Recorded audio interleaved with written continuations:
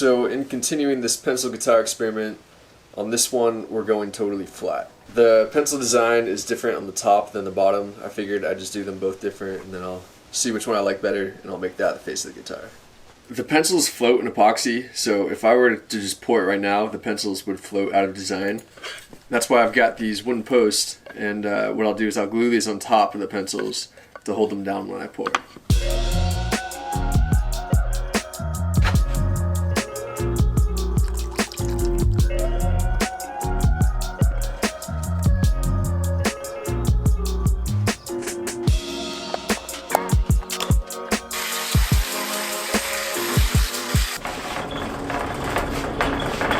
Got a new tool. This is a 15-inch Delta planer. This is going to save me a lot of time and pain compared to using the router planer method and just make things a little bit more efficient here.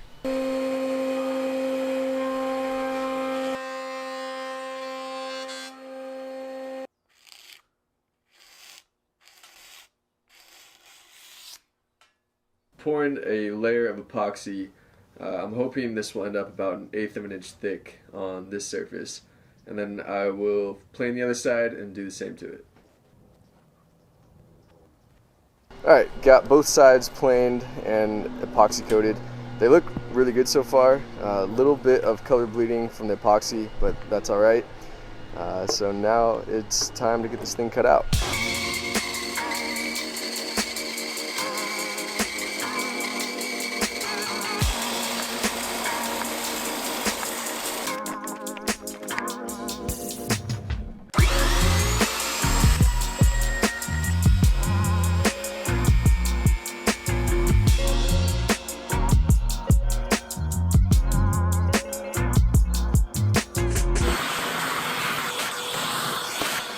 One of the difficult parts about working with colored pencils as a medium is that you can't sand it because the colors bleed, and because of that it has to be sealed up pretty much immediately after being cut. I don't typically route the body shape most of the time, but with the colored pencil guitars it's really the only option to get clean sides. So it is a little bit annoying to work with in that sense, but it looks cool.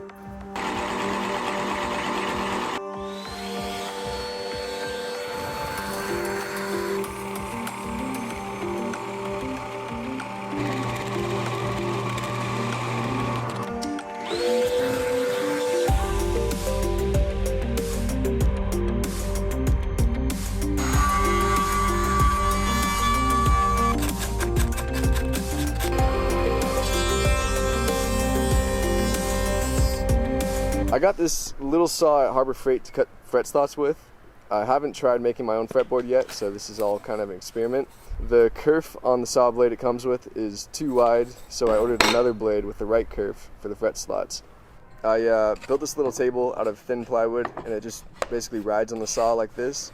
And I have a little line marked where the cut is. Using a fretboard blank attached to an already slotted fretboard, I'm able to use that as a template to get the slots cut perfectly.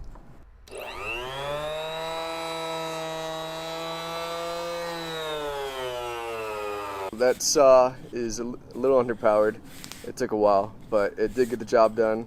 Nut slot is cut out as well. Most electric guitar fretboards have a radius. They're not flat. Typically it's around a 9 or 12 inch radius. I have this radius block which has both a 10 and 12 inch radius built into it, and so I'll just tape some sandpaper in there and use that to sand the radius in.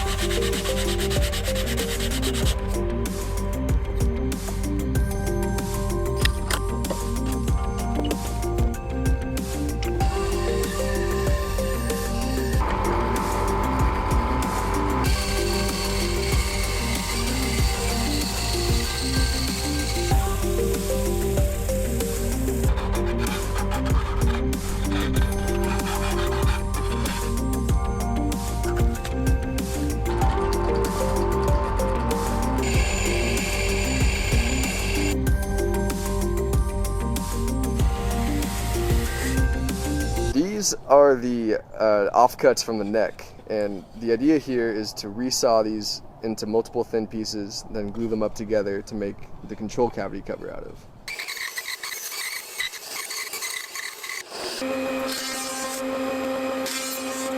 I have this control cover here, which I'm going to glue on top of the wood, and this is just going to give extra rigidity, and it's also going to help me get the shape as accurate as I can later.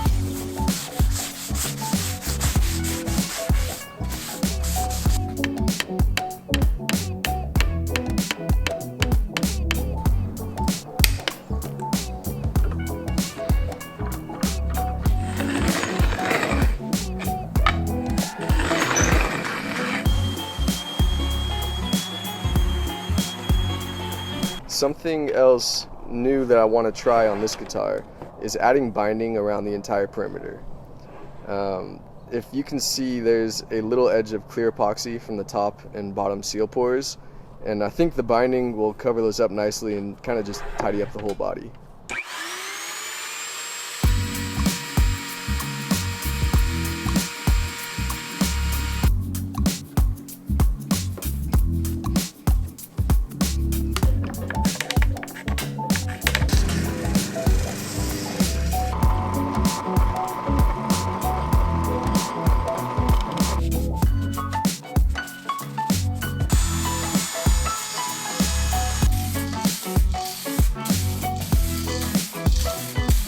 I mean, it wouldn't be one of my builds without a hookup along the way. I just spent the last hour searching for this tiny little piece of epoxy that got torn out by the drill press, and I did somehow manage to find it, so I'll have to get it glued back in. It won't look perfect, but most of it gets covered up by the string ferrule. I don't like drilling into epoxy in general, but here I just lowered the bit too fast. You gotta go real slow when drilling this stuff.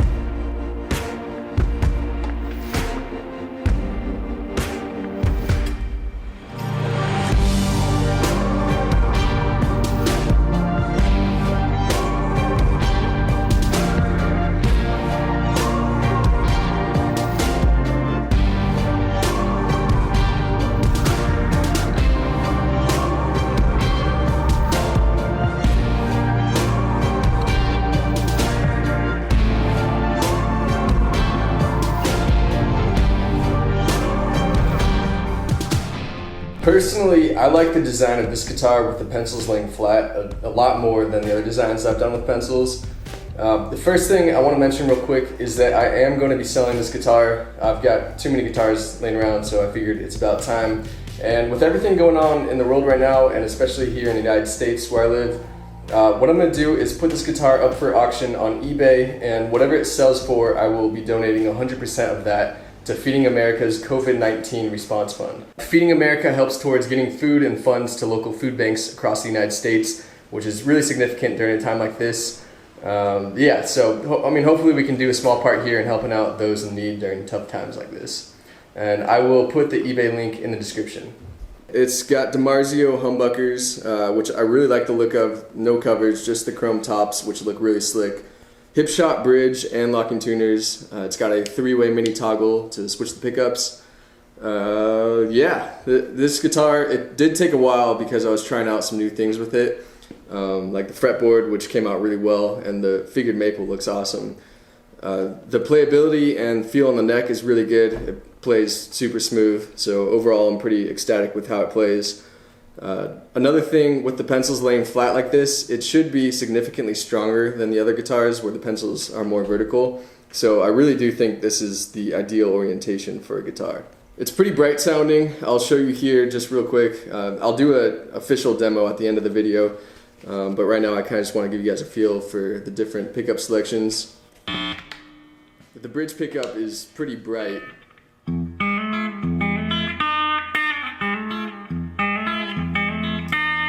then here we go middle.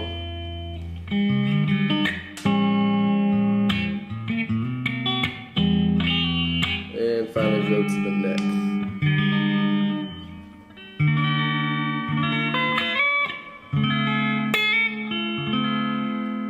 So yeah, I mean, it sounds good. It's got good range to it.